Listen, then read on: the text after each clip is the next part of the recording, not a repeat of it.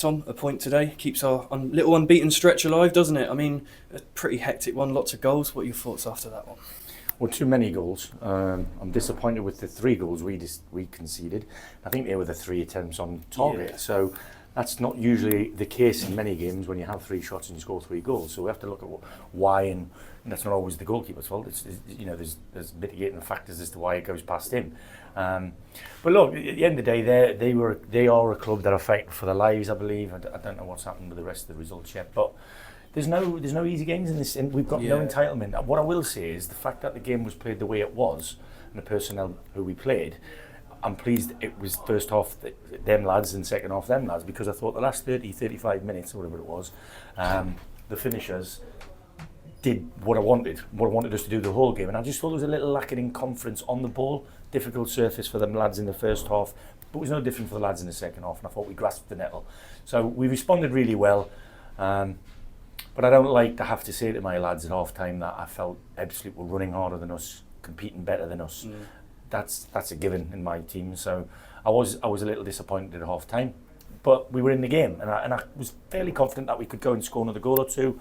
But for the grace of God, we got one, but we didn't get the second one. But I thought, like I said, the last 35 minutes or so, we dominated and controlled the game, and they threw their bodies in fairness to them, in front of the ball. And then the goalie made a few good saves, and we were a little bit lacklustre with 1 or 2 chances that we had. But we'll take the point and move on. Speaking about personnel, is it a case again where we've been a bit cursed with injuries? Obviously, Manny dropping out the squad. Yeah, I don't want to make excuses. I mean, you're talking about Manny like he's not a saviour. He's played 1 game for us, so I'm not going to pin my hat on that.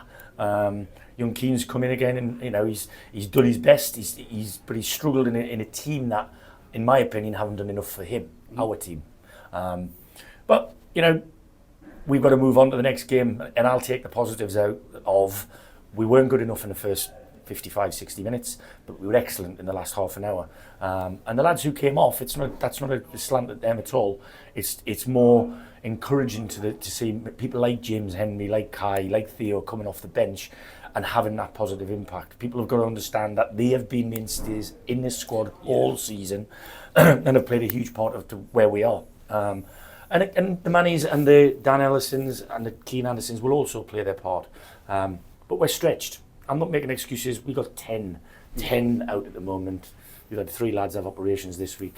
Unfortunately, Luke Jenkins has ruptured his ACL, so he won't play again for us forever this season. So it was tough to take because I only got that news yesterday night. Dan Ellison pulled out this morning. So Manny Madger pulled himself out yesterday morning in training.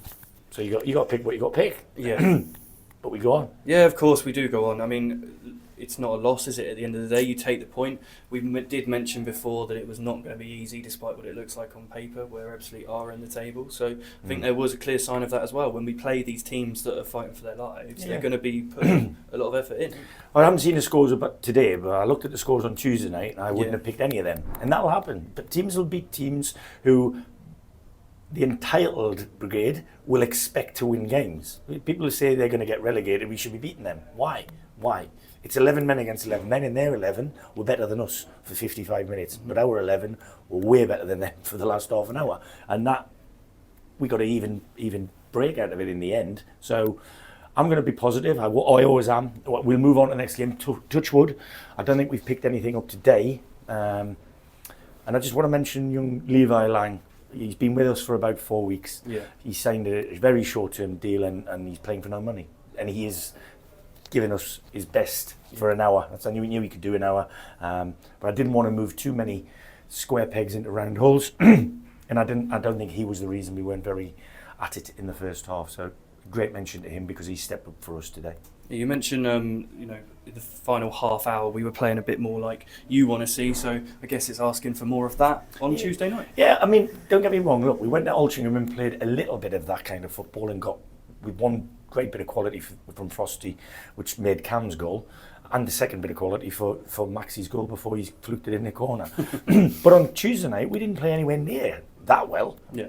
But we battled like Ebbsfleet battled in the first half because I think when we provide the players with information of the opposition we're going to play, we obviously load it as to what they're very good at. And Maidenhead are very good at battling strength, you know. But we did say to these lads that whatever Ebbsfleet side was picked, they would be running for their futures, literally, you know, for their lives as footballers at this level. So, look, I'm going to doff my hat to them for the first half, but I also give the group, everyone of the group, a pat on the back, because we dragged no points into 1 point, and every point's valuable in this division.